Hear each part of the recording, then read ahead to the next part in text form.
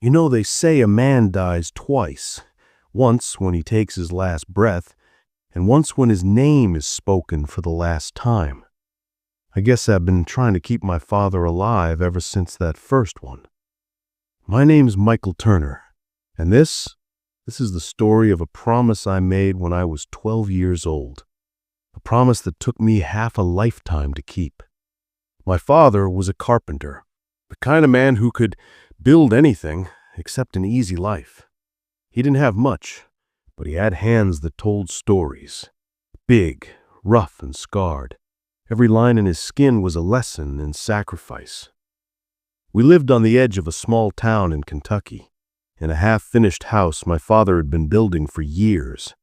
It wasn't much, just wooden beams, sawdust, and hope nailed together. But to him, it was a dream. He used to say, "Son, one day this will be our forever home." I'd sit by the porch, watching him work. The smell of fresh wood, the rhythm of his hammer, the sunlight catching the sweat on his brow. He never looked tired. He looked proud, like every nail he drove was another heartbeat in that dream. But one winter morning, everything stopped. He was fixing the roof after a storm when the ladder slipped. I remember the sound, the crash, the silence after, and the cold that followed. They told me he was gone before he hit the ground. And that night, I sat on the floor of that half-built house, holding his hammer in my hands, and I whispered, "I'll finish it for you, Dad. I promise." I was 12. I didn't understand death, or money, or life. All I knew was I couldn't let that dream die with him. But life doesn't care about promises. After his funeral, bills piled up faster than I could count.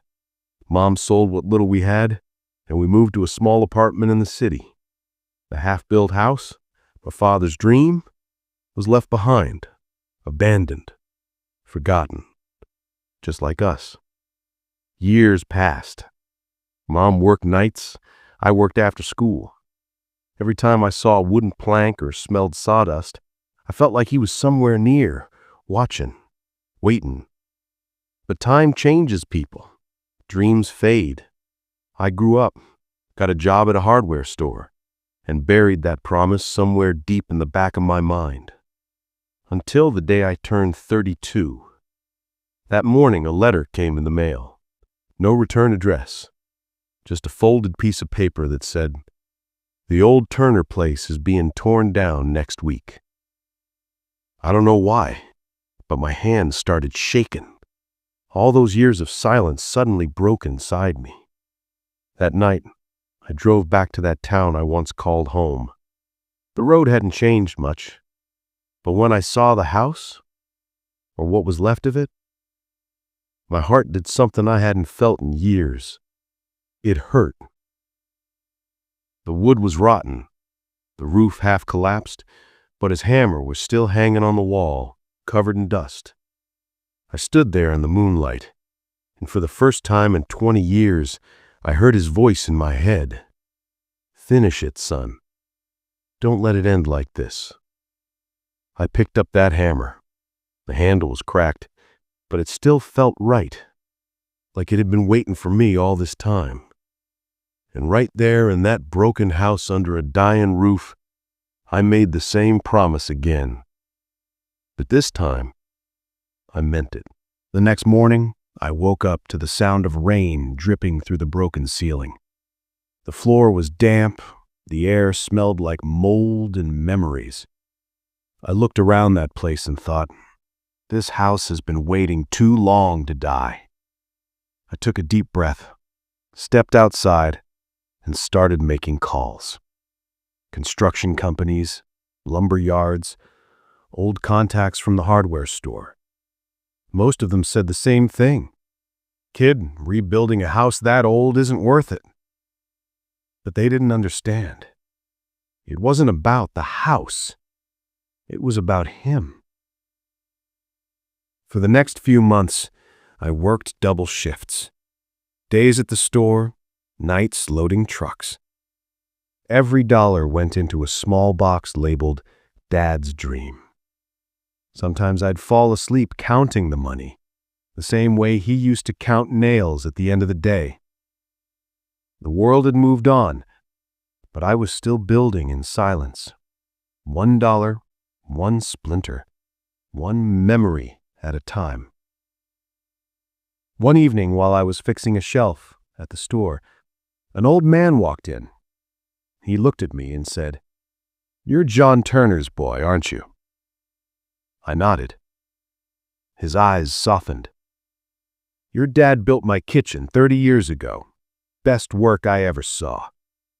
He smiled, then handed me a small, rusted chisel. "Found this in my garage last week. I think it belonged to him." I took it in my hands and I couldn't speak. It was his. Initials carved on the handle, J.T. It felt like a piece of him had come back to me. That night, I drove back to the old house again. I cleared out the weeds, the broken glass, and started sketching plans on a notebook. The wind was cold, but I didn't care. For the first time since he died, I wasn't lost. Days turned into weeks. I learned to cut wood, pour concrete, fix wiring, things I'd only watched him do as a boy. Each mistake hurt, but every small success felt like he was there beside me, guiding my hands. I didn't have much, so I started uploading videos online. Rebuilding my father's house. People began watching. Some left comments like, "My dad was a carpenter too." Others sent tools, money, encouragement. Strangers became family. But then came the storm. One night, after 3 months of hard work, a hurricane hit our town. The walls I just rebuilt, gone. The roof, ripped away like paper. I remember standing there in the pouring rain, watching everything I'd worked for collapse again. The mud on my hands mixed with tears I didn't even realize were falling. I sat in my truck all night, staring at what was left. For a moment, I thought about giving up. I whispered to the darkness, "Maybe this house was never meant to stand." But then, through the rain, I saw it. That hammer, still hanging on the wall, barely swinging in the wind, refusing to fall. That's when I heard his voice again, soft but clear. "Son, you don't quit halfway." I laughed through my tears. "Yeah, I know, Dad. I know." The next morning, I started again. This time, not just to rebuild a house, but to rebuild myself. When the sun rose that morning, the storm was gone, but so was half of what I built. The air was thick with silence, and every step I took crunched on broken wood. It felt like failure was whispering, "Go home, Michael." But I wasn't going anywhere. I spent that whole day picking up pieces, nailing back whatever could stand, and cleaning the mud off my father's old hammer. It was bent, chipped, and rusted, but so was I. That night, I turned on my phone and recorded a short video. My voice cracked as I said, "I lost almost everything again tonight, but I'm not giving up. My dad didn't raise a quitter." I didn't expect anyone to care. But the next morning, my phone wouldn't stop buzzing. Thousands of messages, people from all over the country. Some said, "Keep going, Michael." Others wrote, "You reminded me of my own father. I'm crying, man." It was the first time I realized this wasn't just my story anymore. It was ours. Within a week, people started sending help. One guy from Texas shipped me lumber for free. A woman from Ohio sent paint. A team of volunteers drove 8 hours just to help rebuild the walls. Every nail, every beam, every hand that touched that place felt like a heartbeat from people who understood what loss meant. It wasn't just a house, it was healing. I remember one afternoon, a little boy came with his mom and handed me a drawing. It showed a man and a boy building a house together. He said, "My dad's in heaven too. He helps you now." I couldn't hold back the tears. I knelt down and hugged him. "Yeah, buddy," I whispered. "He helps us both." Days turned into months. Bit by bit, the house began to rise again. Stronger than before, brighter than I'd imagined. The same porch, the same window frames. But this time, it wasn't empty. Every time I hammered a nail, I heard his voice in the wind. Steady, calm, proud. Then, one evening as the sun was setting, I stood back and looked at the house. Finished. Exactly the way he dreamed it would be. I fell to my knees and cried. Not from sadness, but from peace. Because for the first time in 20 years, I felt like I'd come home. I made one last video that night. I looked into the camera and said, "I did it, Dad. The house is finished." But I realized something. It was never about the wood, the walls, or the roof. It was about keeping a promise and proving that love never really dies. The video went viral overnight. Millions watched. People shared their own stories. Sons, daughters, fathers, mothers, all connected by the same invisible thread of love and loss. News channels called, interviews followed, but I didn't care about fame. I just wanted one thing, for the world to remember the name John Turner. And somehow, they did. It's been 5 years since I rebuilt my father's house. 5 winters, 5 summers, and every season, I still feel him here. Sometimes I wake up before sunrise and sit on the porch, the same porch where he once sat, his coffee steaming in the cold morning air, dreaming about a life that never got the chance to be finished. Now, when I sit there, I talk to him, not out loud, but in the quiet way a son speaks to a memory. "Dad," I say, "we did it." But rebuilding that house, it changed me. It wasn't enough anymore to stop there, because every message I read, every story people shared, I realized I wasn't the only one who lost someone and made a promise.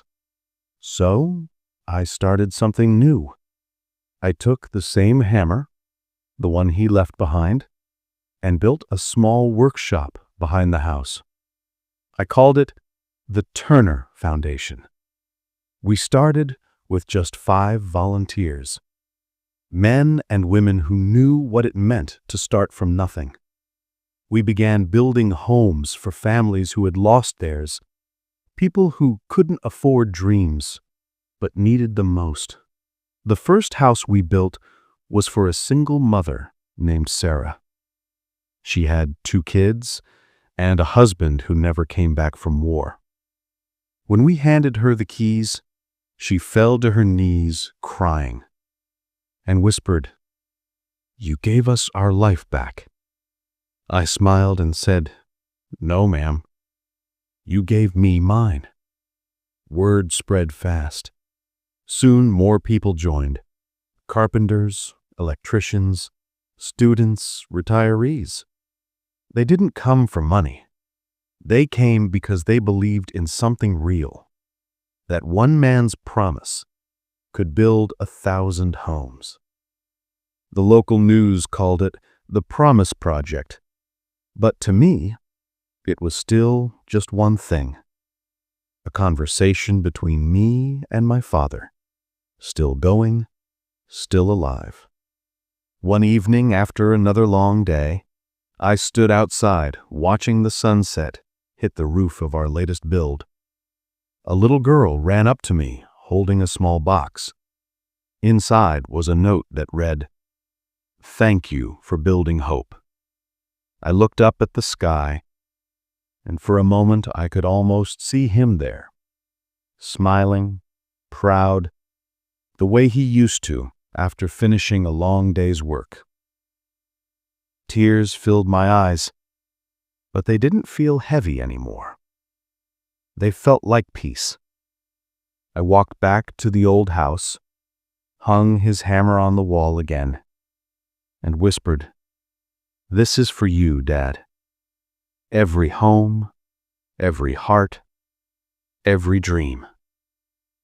And maybe, just maybe, that's when I finally understood what he meant all along. A man doesn't live forever, but his love, his work, his promise, they do. That night, as I turned off the lights, the wind blew softly through the open window, and I heard it again. That quiet, steady voice I'd chased all my life. "Good job, son. You finished it." I smiled in the dark and whispered back, "Yeah, Dad. We finished it."